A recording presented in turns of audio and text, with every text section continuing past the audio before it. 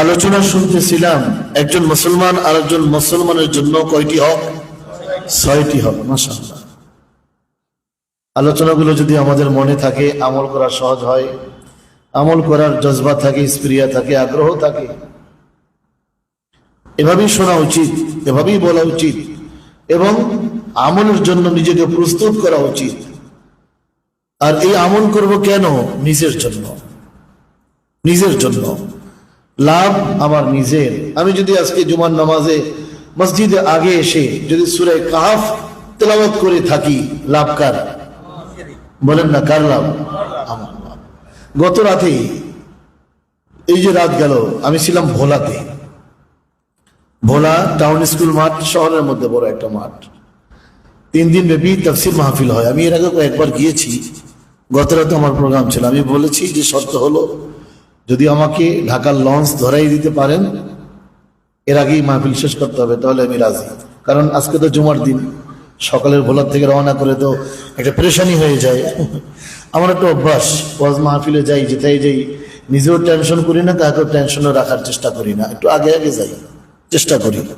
এই আসতেছে আসতেছে আসতেছে, এটা কি বিবাহের বন নাকি যে যত দেরি হবে আকর্ষণ বাড়বে আরো? আর এখন তো সেখানেও আকর্ষণ নাই। এক সময় ছিল বর আসছে 3টার সময়, 3টা বাজে খাবার দিত। এখন বর যদি দেখে দেরি হয়, বেশ টাইম মতো খাবার দিয়ে দেয়, সবাই খেয়ে নেয়। কি কথা ঠিক না বেঠিক? সবাই সময়ের কদর করে এখন, এটাই বাস্তবতা, এটাই নিয়ম।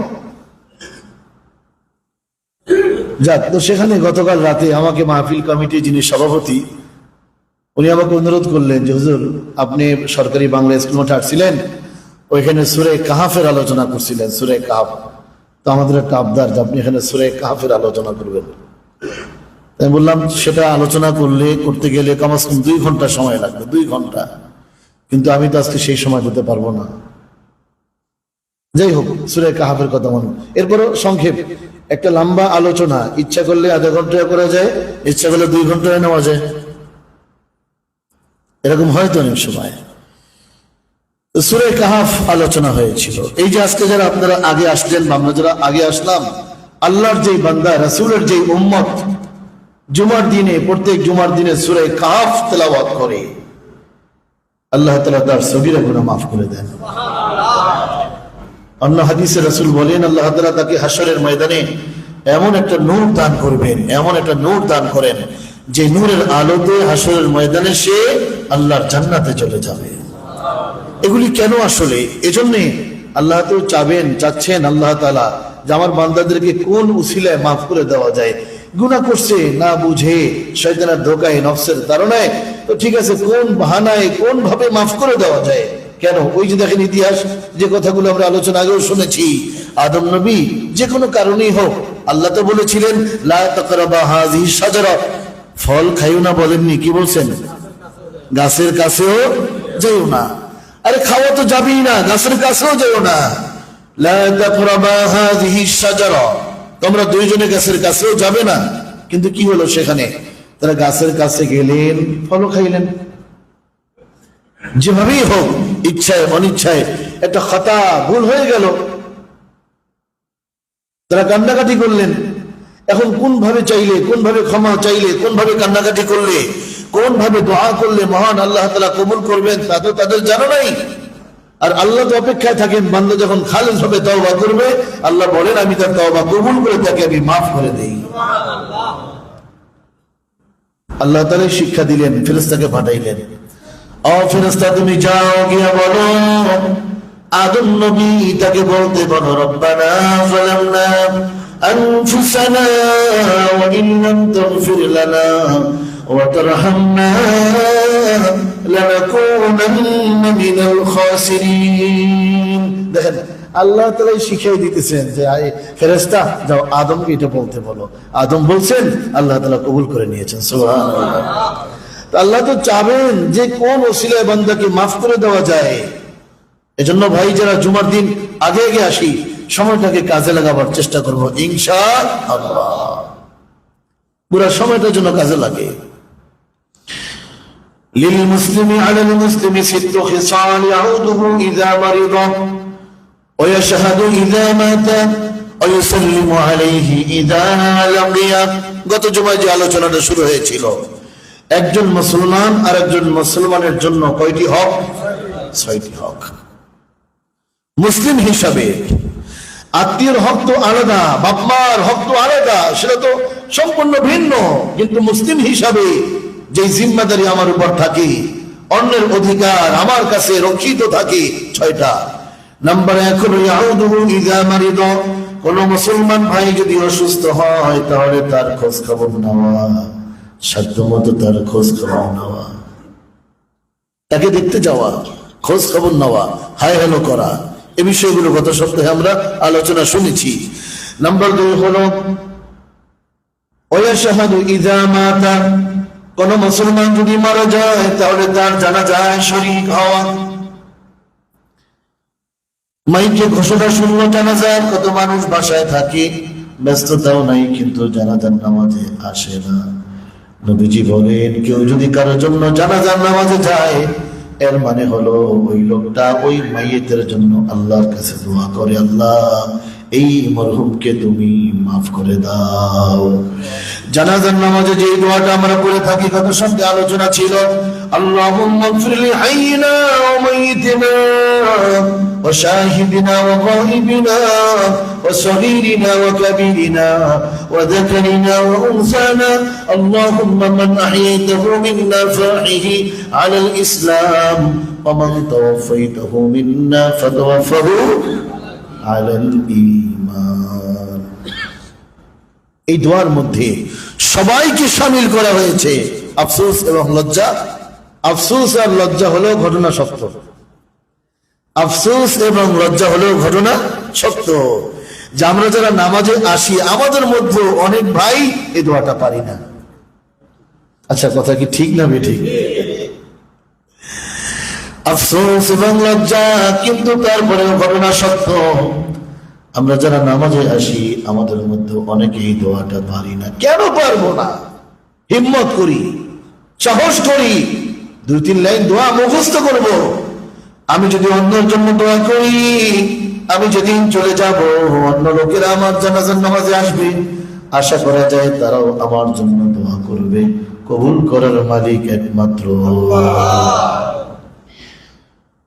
2 গেল। নাম্বার 1 হলো অসুস্থ হলে তার খোঁজ খবর নেওয়া।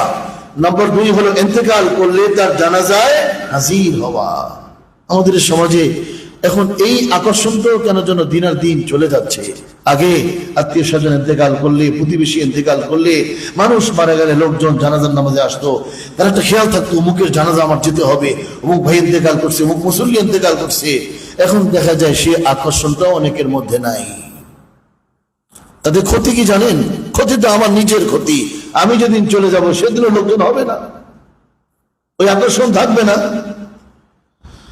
নাম্বার 3 হলো ইউসাল্লিমু আলাইহি ইযা লাকিয়া। 3 নম্বরে একজন মুসলমান আর একজন মুসলমানের জন্য হক হলো ইউসাল্লিমু আলাইহি ইযা লাকিয়া। সাক্ষাৎ যখন হবে সবার আগে জবান থেকে যেই কালেমা বের হবে ওই কালেমার নাম সালাম। বলেন কি নাম? সালাম। সালাম দেব, আগে আগে সালাম দেব, বেশি বেশি সালাম দেব। অপেক্ষায় থাকবো না যে আমাকে সবাই সালাম দিবে, এই অপেক্ষায় থাকবো না, আমি আগে সালাম দিব। সেদিন এক ভাই আমাদের জিজ্ঞাসা করতেছিলেন যে আমরা যদি 2 জনে এক জায়গায় থাকি, 2 জনে যাচ্ছি, অপর দিক থেকে আসতেছে একজনে বা 2 জনে, তা আমরা যে পাশাপাশি 2 জনে যাচ্ছি, তা আমাদের মধ্যে কি 2 জনের সালাম দিতে হবে না একজনের সালাম দিলেই চলবে? গুরুত্বপূর্ণ কথা একটা হতে পারে। নিয়ত থাকবে 2 জনে দিবে, কিন্তু একজনে দিয়ে ফেললে আরেকজনের দিবে না, একজনে দিলেই হক আদায় হয়ে যায়। আবার একটা মজলিসের মধ্যে আপনি প্রবেশ করলেন, সেখানে 10 জন লোক আছে, আপনি গিয়ে বলেন আসসালামু আলাইকুম ওয়া রাহমাতুল্লাহ। ওই মসজিদ থেকে কেউ যদি একজনে উত্তর দিয়ে দেয় সবার তরফ থেকে আদায় হয়ে যাবে, আদায় হয়ে যাবে। 3 নম্বর ইউসাল্লিমু আলাইহি ইযা লাকিয়া। 2 জন মুসলমান যখন সাক্ষাৎ হয়, জবান থেকে সর্বপ্রথম যেই কালেমা, ওই কালেমার নাম হলো সালাম। সালাম দিলে কি লাভ? সালাম দিলে পরস্পর মহব্বত পয়দা হয়, সালাম দিলে নেকি অর্জন হয়, সালাম দিলে গুনাহ মাফ হয়, সালাম দিলে দিল থেকে অহংকার দূর হয়ে যায়। আগে আগে সালাম দেব, নাম্বার 3 ওয়ুসাম্মিতুহু ইযা আতিসা। 4 নাম্বার, 3টা গেল। অসুস্থ হলে দেখতে যাওয়া, খোঁজ খবর নেওয়া, ইন্তেকাল করলে জানাজায় হাজির হওয়া। 3 নম্বরে যখনই সাক্ষাৎ হয় সালাম দেওয়া। 4 নম্বরে ওয়ুসাম্মিতুহু ইযা আতিসা, কেউ যদি আমার সামনে হাসি দেয় আর সে যদি বলে আলহামদুলিল্লাহ, তাহলে তার জবাবে বলবো ইয়ারহামুকাল্লাহ। ইয়ারহামুকাল্লাহ বলা যায়, কুমুল্লাহ বলা যায়। কুম বহুবচন, কা এক বচন। ইয়ারহামুকাল্লাহ, আল্লাহ তোমার উপরে রহম করুক, আল্লাহ তোমার উপরে রহম করুক। হাসি দেওয়ার বিষয়টা গত সপ্তাহে আমরা শুনেছি। আজকে বাকি আছে 2টা বিষয়। নাম্বার 5 হলো ওয়াজিবু ইযা দাআহু, কোন মুসলমান ভাই যদি কোন মুসলমান ভাইকে দাওয়াত দেয়, কি দেয়? দাওয়াত দেয়, সেই দাওয়াত কবুল করা, এটাও হক। আপনি আরেক ভাইকে দাওয়াত দিলেন, ভাই আমার ছেলের বিবাহ তারিখ ঠিক হয়েছে, তো আমি আপনাকে দাওয়াত দিচ্ছি। কার্ড দিক বা না দিক সেটা পরের কথা, দাওয়াত দিচ্ছি। এখন তো কার্ড একটা ফ্যাশন হয়ে গেছে, কে কত দামি কার্ড ব্যবহার করতে পারে, কে কত দামি কার্ড ব্যবহার করতে পারে। এটা কি অপচয় কিনা বলেন? অপচয়। এটা আমরা তো হেডাম দেখাই, বাহাদুরি দেখাই যে কে কত উন্নত মানের ইন্তজাম করতে পারলাম। এক এলাকায় ঝগড়া হয়েছে গেট নিয়ে, নাম বললে অনেকেই চিনবেন এলাকার নাম, গেট নিয়ে। অর্থাৎ যখন একবারই তারা গেট করছে, কথা ছিল সমান সমান গেট করবে। আগে যখন লেনদেন হয় কি নামে, বাড়ি খরচা, বাড়ি খরচা নামে একটা লেনদেন হয় অনেক জায়গায়, বাড়ি খরচা। সেখানে কথা ছিল গেট হবে 8টা করে গেট হবে, কিন্তু এক পক্ষ গেট করছে 2টা কম, এ নিয়ে ঝগড়া, এক পর্যায়ে মারামারি, মামলা পর্যন্ত হয়েছে। বাংলাদেশ কেন, এতে মিডিয়া তো আপনারা দেখছেন মনে হয়, এক এলাকায় গরুর গোস্ত কম হয়েছে, হ্যাঁ গরুর গোস্ত কম হয়েছে, সেখানে মারামারি করে একজন মারাই গেছে একজন। আচ্ছা, খাবার দাবারে কমানোর সময় শর্ট পড়তে পারে কিনা? স্বাভাবিক। অবশ্যই এখন শর্ট পড়ে না, এখন তো খাবার লোক নাই। এক সময় ছিল চামিচ দিয়ে দিলে, আরে কি চামিচ দিয়ে দাও, ঢাইলে দেবে না। কয়েকজন থাকতো নজর কারা, যে না অমুখানে শর্ট পড়ছে, আবার আনো আবার আনো। আর এখন গোস্ত এক পিস দিলেই সামনে হাত চলে আসে, না খাওয়ার যোগ। এগুলি উচিত না। শরীয়ত সম্মত দাওয়াত দিলে দাওয়াত কবুল করা মুসলমানের হক। তবে হক এখানে ব্যাখ্যা আছে, সেই ব্যাখ্যাটাই আজকে আলোচনা হবে। কোন দাওয়াতে আপনি যাবেন? খালি বলবেন দাওয়াত কবুল করে সুন্নাত যাই, এই সুন্নাত কোথায় সুন্নাত পালন করবেন? দাওয়াত দিল যে আমার ভাতিজার বা আমার মেয়ের বিবাহ, বেশ আপনিও সেজে গুজে গেলেন আর ভাবতেছেন রাসূলের সুন্নাত, দাওয়াত কবুল করে নবীজির সুন্নাত, আমি যাচ্ছি। সুন্নাত পালন করতে গিয়ে যদি ফরজ তরক হয়, লাভ না লস? বলেন লাভ না লস? এটা হলো দেখার বিষয়। কেউ যদি কাজও দাওয়াত দেয়, দাওয়াত কবুল করা, দাওয়াত কবুল করা। এই সমাজে অনেক দাওয়াত এমন আছে, আপন খালাম্মা গরিব হওয়ার কারণে দাওয়াত পায় না, আপন ফুপু আম্মা গরিব হওয়ার কারণে দাওয়াত পায় না, আপন ভাগিনা ভাগিনী দাওয়াত পায় না গরিব হওয়ার কারণে, আর টাকা পয়সা থাকার কারণে দূরের মানুষ দাওয়াত পায়।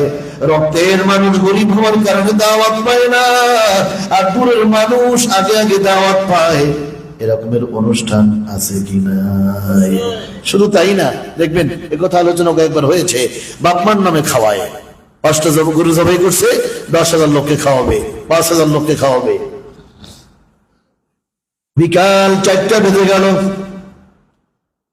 গ্রামের বড় মাঠের মধ্যে খাবারের ইন্তজাম, যেহেতু হাজার হাজার লোক খাবে, কার নামে? বাবার নামে খাওয়াবে। হাজার হাজার লোকের আয়োজন। বিকাল 4টা বেজে গেল, ঢাকা থেকে চট্টগ্রাম থেকে বড় বড় ধনীরা আসলো, আত্মীয় স্বজন আসলো, নারী আসলো, পুরুষ আসলো, গাড়ি নিয়ে নারী নিয়ে একসাথে খেয়ে গেল। বিকাল 4টে বেজে যায়, ভিক্ষুক গুলা এখনো গেটের মধ্যে ঢুকতেই পারে নাই। খাবার তো পরে ঢোকের ভিতরে ঢোকার সুযোগ পায় নাই। এরকম কি দেখছেন আপনারা? খাওয়াই কার নামে? যাদেরকে সবার আগে খাওয়ানো দরকার তারা বিকাল 4টার সময় সিরিয়াল পায় না, আর যাদের খাবারের অভাব নাই তারা আগে আগে খেয়ে যায়, বাবার নামে খাওয়ায়। শুধু তাই না, এইসব খাওয়ানোর মধ্যে অনেক বিপরীতই হয়। দেখা যায় হাজারো মানুষ খেয়ে গেল, এর মধ্যে অর্ধেকের বেশি জোহরের নামাজটাই পড়লো না। আবার নারী পুরুষ একসাথে খেয়ে গেল, পর্দা পুশিদা রক্ষা হয় না। এগুলি ফরমালিটি করা যাবে না, এগুলো নাজায়েজ কাজ, এগুলি অসুন্দর কাজ, এগুলি করা যাবে না। মা বাপ যদি ইন্তেকাল করে কত ভালো ভালো কাজ আছে। তিরমিজি শরীফের মধ্যে আছে এক সাহাবীর কথা, নবীজির ফরমানে, নবীজির হুকুমে সাহাবী যুদ্ধের ময়দানে গেলেন। যুদ্ধের ময়দানে থাকা অবস্থায় সাহাবীর আম্মা ইন্তেকাল করলেন। ওই সাহাবী বাড়িতে চলে আসলেন, ইয়া রাসূলুল্লাহ, আমি যুদ্ধের ময়দানে ছিলাম, আমি আমার আম্মাকে শেষ দেখা দেখি নাই, আম্মার জানাজার নামাজও হাজির হতে পারি নাই। আমি তো যুদ্ধের ময়দানে ছিলাম, আমি আম্মার জানাজাও পড়তে পারি নাই, শেষ বিদায়ের সময় আম্মার চেহারা দেখবো, তাও আমার দেখা নসিব হয় নাই। নবী গো, আমার মন চাইতেছে একটা কাজ করতে। কি কাজ? ইয়া রাসূলুল্লাহ, ওই যে মদিনা, ওই যে মদিনা, মদিনার মসজিদ নববীর উত্তর পূর্ব কোণে আমার একটা খেজুরের বাগান আছে নবী গো, ওই বাগানটা যদি আমি দ্বীনের জন্য অক্ষ করে দেই, গরিবের জন্য অক্ষ করে দেই, আমার আম্মার কোনো লাভ হবে কিনা? নবীজি বললেন, তোমার আম্মার আমল নামায় সওয়াব জমা হয়ে যাবে। সাহাবী বললেন, ইয়া রাসূলুল্লাহ, আপনি সাক্ষী থাকেন, ওই খেজুরের বাগানটা আমি দ্বীনের জন্য আম্মার মাগফিরাতের নিয়তে অক্ষ করে দিলাম।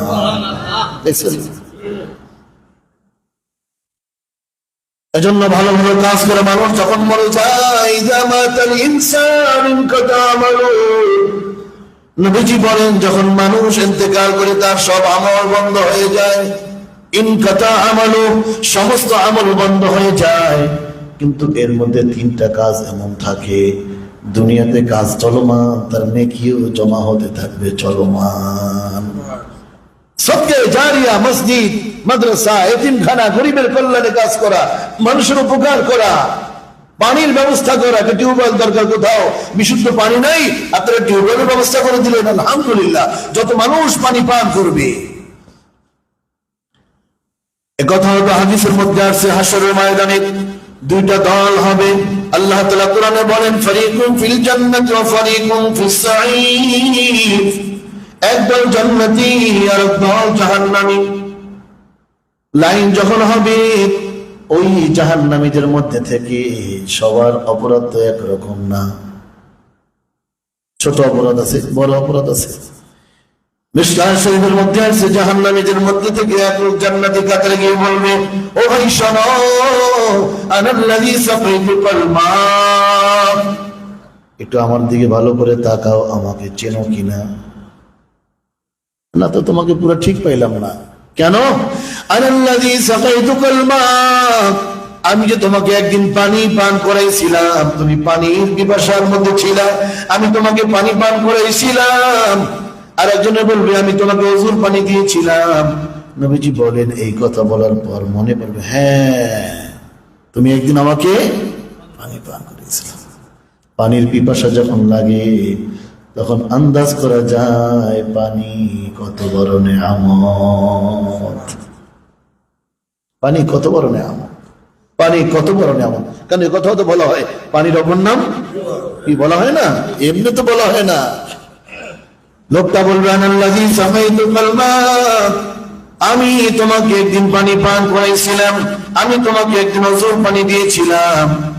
নবীজি বলেন, এই কথা বলার পর লোকটার মনে পড়বে, হ্যাঁ।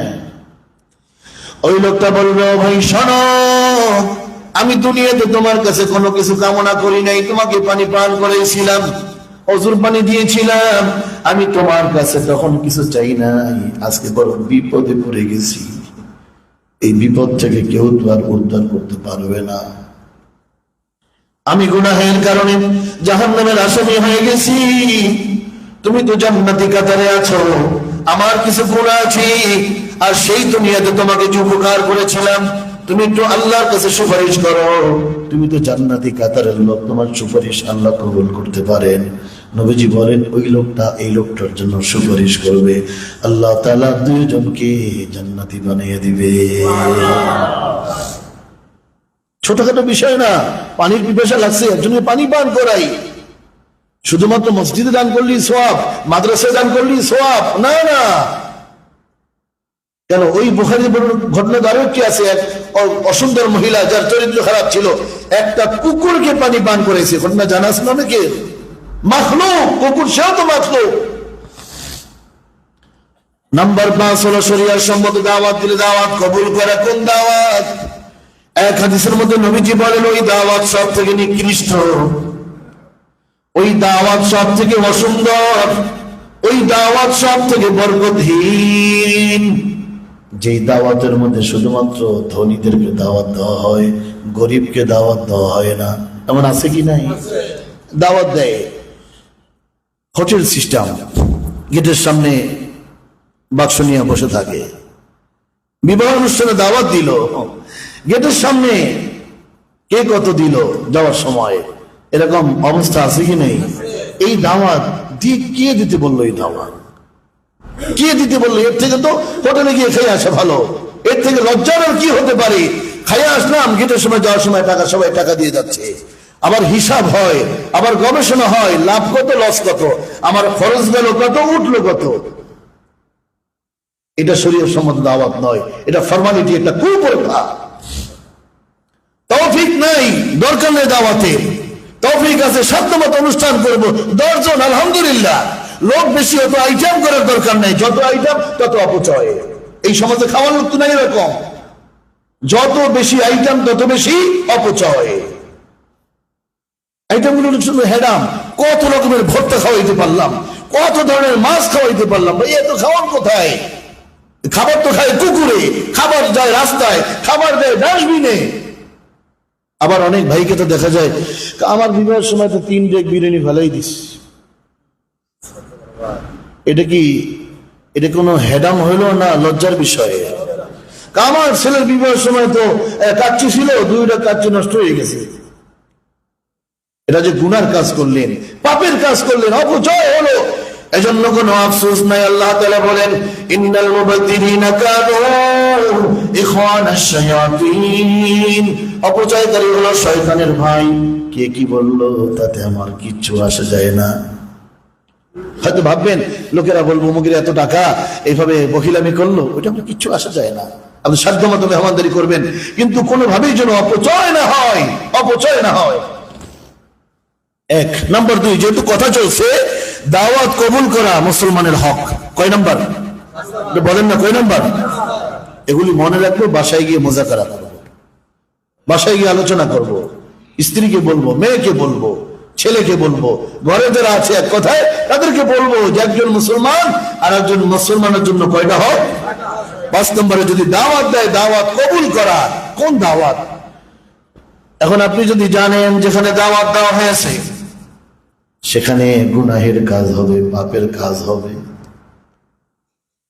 আগে থেকেই যদি জানা থাকে যেখানে দাওয়াত দেওয়া হলো সেখানে নাচ হবে, গান হবে, নোংরা আয়োজন হবে, আগে থেকে যদি জানা থাকে তাহলে ওই সুন্নাত পালন করা যাবে না, বরং সেখানে গেলে আপনার গুনাহ হবে,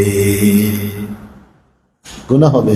আপনি ভাববেন যে হাদিসে তো পাইছি, আগেও জানতাম, হুজুরে মসজিদে বলছে যে একজন মুসলমান আর একজন মুসলমানের 6টি হক, এর মধ্যে 5 নম্বরে হলো দাওয়াত দিলে দাওয়াত কবুল করা। আমি যাইতেছি সুন্দরভাবে, সে যে রওনা করছে, যদি আপনি জানেন সেখানে গেলে গুনার কাজ হবে, পাপের কাজ হবে, অন্যায় কাজ হবে, নেকির কাজ হবে না, যদি আপনার আগে জানা থাকে তাহলে যে কোনো কৌশলে আপনি সেখানে যাবেন না, কারণ আমার ঈমান সবার আগে। আপনার কাজ করতে গিয়ে আমি কেন গুনাহের মধ্যে জড়াবো? ওই দাওয়াত খাওয়ার থেকে নিজের ঘরে ডাল ভাত অনেক উত্তম, ঠিক না বলেন? একটু সেখানে গেলে রোস্ট খাবো, পোলাও খাবো, অনেক কিছু খাবো, কিন্তু তার সাথে অনেক গুনাহ হয়ে গেল, গুনাহ হয়ে গেল, ওই গুনার আযাব তো আমারই ভোগ করতে হবে। এজন্য ভাই একটা অনুরোধ করি, শহর অঞ্চলের মানুষ অনেক কিছু আসলে মানতে চায় না, সমাজ কি বলবে, দলিল কি, কিতাবের নাম কি, সমাজ কি বলবে, এটা হলো কিতাবের নাম। এই যে অনেকের আব্বা ইন্তেকাল করে, অনেকে আবার খবর দেয় কি ব্যাপার, তোর বাবা মারা গেল, একটা খাওন দিলি না, তোরা তো বকিল হয়ে গেলি, তোর বাবার এত জমি, ঢাকার শহরে বাড়ি, এত টাকা, তোরা একটা অনুষ্ঠানও করলি না, কিছু লোকজন খাওয়াইলি না। এরকমেরও কথা বলে একটু উস্কাইয়া দেওয়ার লোক, একটু কি বলে এরকে খুসাইয়া দেওয়ার লোক, উত্তেজিত করার লোক আছে কি নাই? আছে। এগুলি করবো না আমরা।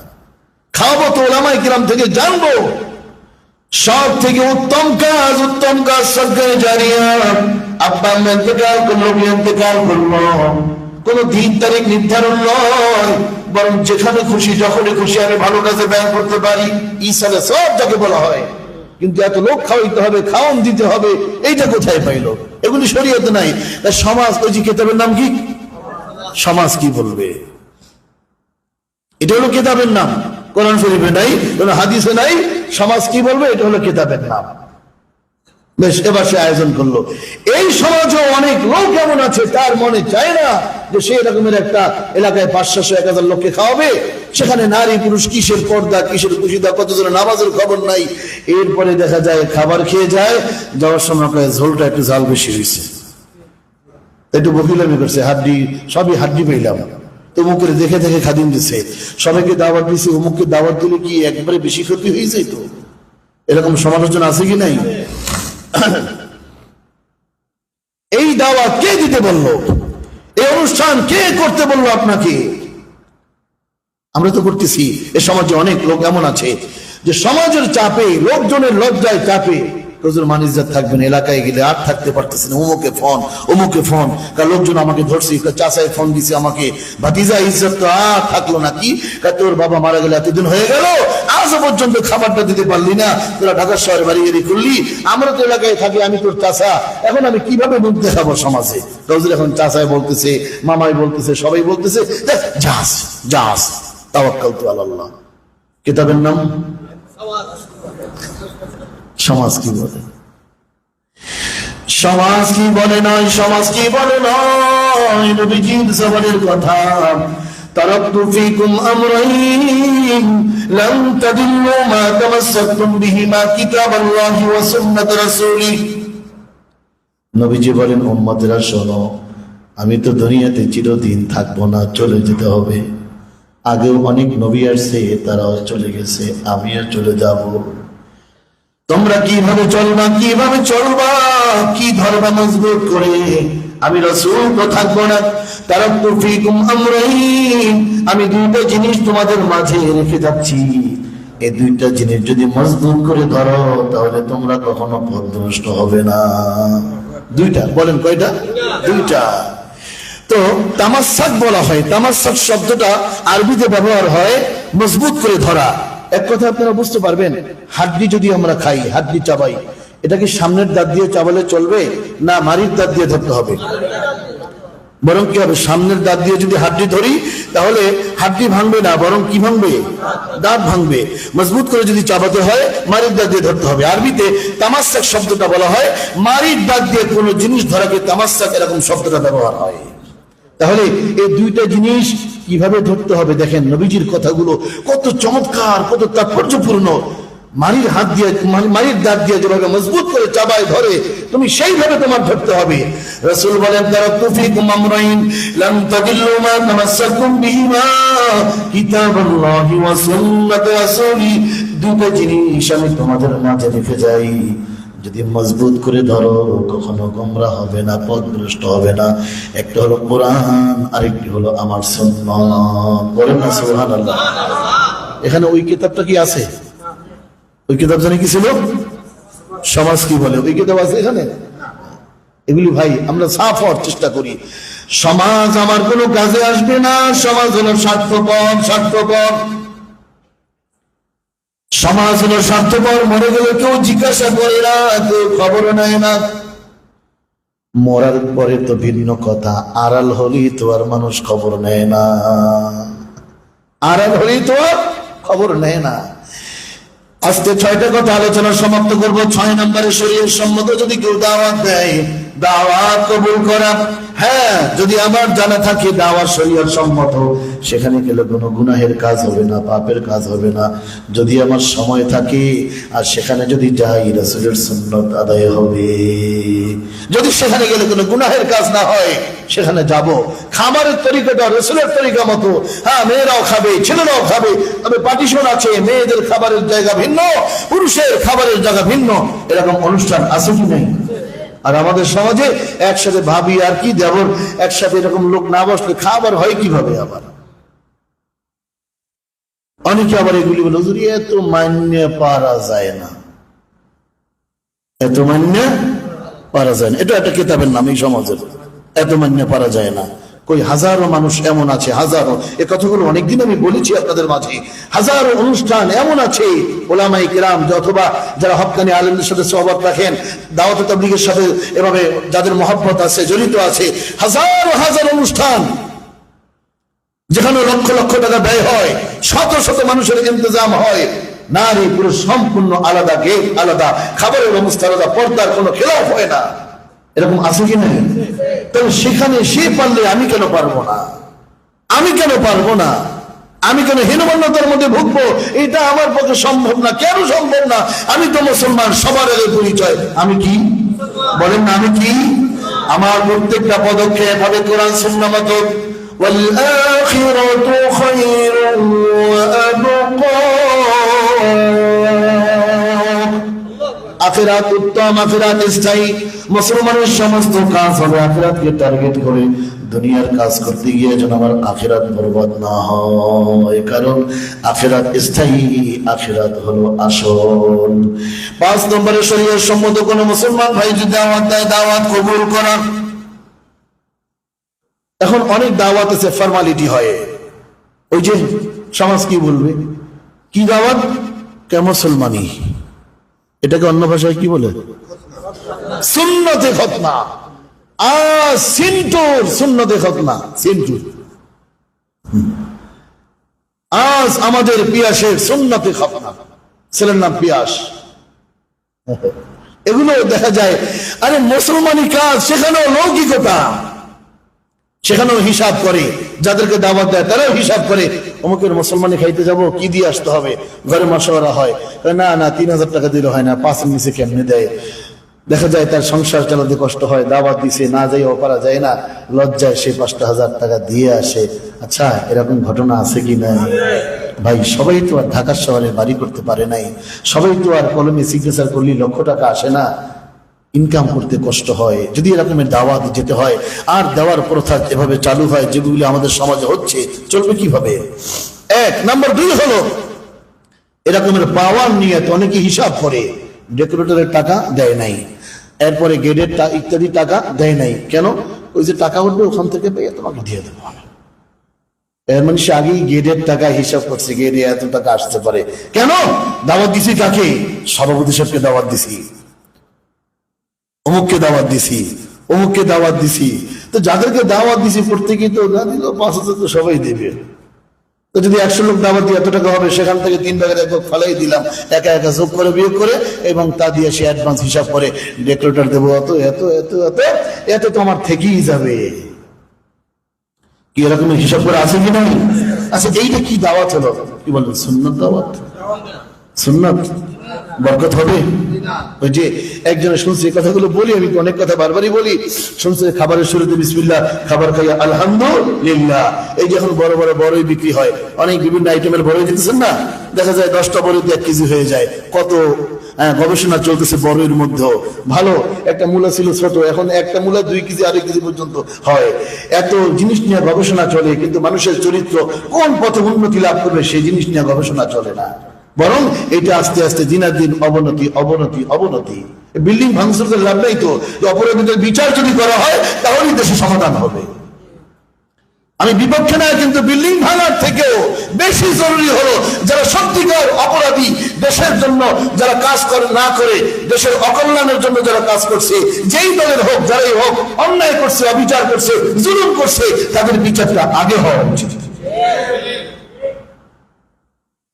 বিল্ডিং ভাঙবো, এটা ভাঙবো, সেটা ভাঙবো, তার থেকে আগে বিচার হওয়া জরুরি।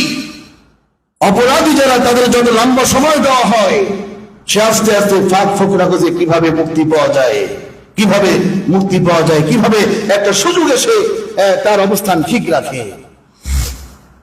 আল্লাহ, তো বলছিলাম বড়ের কথা, বড়ই এখন শুনছেন খাবারের শুরুতে বিসমিল্লাহ, খাবার খাইয়া আলহামদুলিল্লাহ। গেছে তোমার বড়ই কত? বড়ের কেজি স্যার 120 টাকা।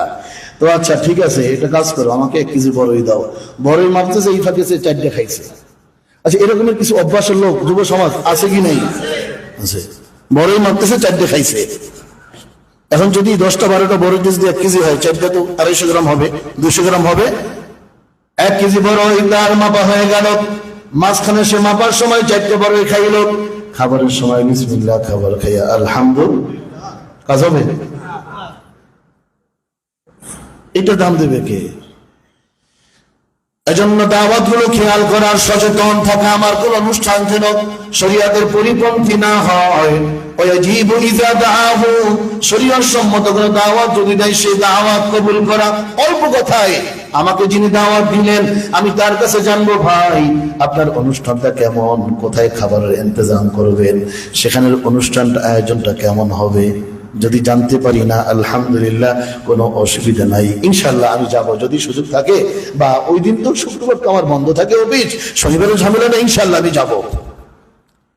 আর যদি তার সাথে কথা বলে আন্দাজ করা যায় অনুষ্ঠানে অনেক গুনাহের কাজ হবে, নায়িকা আসবে, গায়িকা আসবে, নাচ হবে, ড্যান্স হবে, বেপরদা নারীরা সেখানে আসবে, তাহলে সরাসরি বলে দেব, ভাই সবার আগে আমার ঈমান, আপনার দাওয়াত কবুল করলাম ঠিক, কিন্তু যাইতে পারবো না, সেখানে গেলে আমার গুনাহ হবে, পাপ হবে। ইচ্ছাই হোক অনিচ্ছাই হোক, আপনি ওটা যদি ত্যাগ করতে পারেন ভালো, নতুবা আমি যাব না।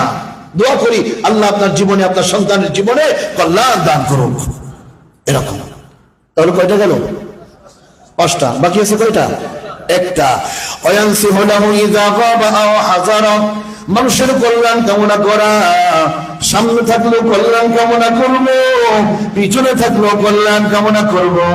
আর আমাদের অভ্যাসটা হলো সামনে থাকলে ভালো, আড়াল হয়ে গেলে লোকটা আমার কাছে বড় কালো। ঠিক না বেটি? আর রাসূল বলেন, মানুষের কল্যাণ কামনা করা, ইজা গাবা আও হাজারা, উপস্থিত আছে তখনও যেমন কল্যাণ কামনা করবা, সে লোকটা তোমার সামনে নাই তখনও কল্যাণ কামনা করবা। 6 নম্বরটা ইনশাআল্লাহ আমরা আগামী সপ্তাহে শুনবো ইনশাআল্লাহ। তবে 6টি কথা আজকে আমরা ভালো করে মনে রাখার চেষ্টা করি, বাসায় গিয়ে বলবো। বাসায় গিয়ে যদি আমরা এই 6টা কথা শোনাই, আমাদের ঘরোয়া যারা থাকে ঘরে, তাবলীগ হবে কি হবে না? একজন মুসলমান আরেকজন মুসলমানের জন্য কয়টি হক? 6টি হক। নাম্বার 1, যদি শুনি কোনো মুসলমান ভাই অসুস্থ, তাহলে তার খোঁজ খবর নেওয়া, দেখতে যাওয়া, সহযোগিতা করা সাধ্য মতো। নাম্বার 2 হলো কোনো মুসলমান ইন্তেকাল করলে তার জানাজার নামাজে শরীক হওয়া। নাম্বার 3 হলো প্রথম সাক্ষাতে, যখনই সাক্ষাৎ হবে কি দেব? সালাম দিব। নাম্বার 4 হলো কেউ আমার সামনে হাসি দিয়ে যদি বলে আলহামদুলিল্লাহ, আমি বলবো ইয়ারহামুকাল্লাহ। নাম্বার 5 হলো শরীয়ত সম্মত কোনো দাওয়াত যদি আমাকে দেয়, আমি সে দাওয়াত কবুল করব ইনশাআল্লাহ। 6 নম্বরে, মানুষ আমার সামনে থাকুক বা পিছনে থাকুক, সব সময় একজন মুসলমান আর একজন মুসলমানের জন্য কল্যাণ কামনা করব। আল্লাহ তাআলা বলনেওয়ালা শুননেওয়ালা সবাইকে আমল করার তৌফিক দান করুন।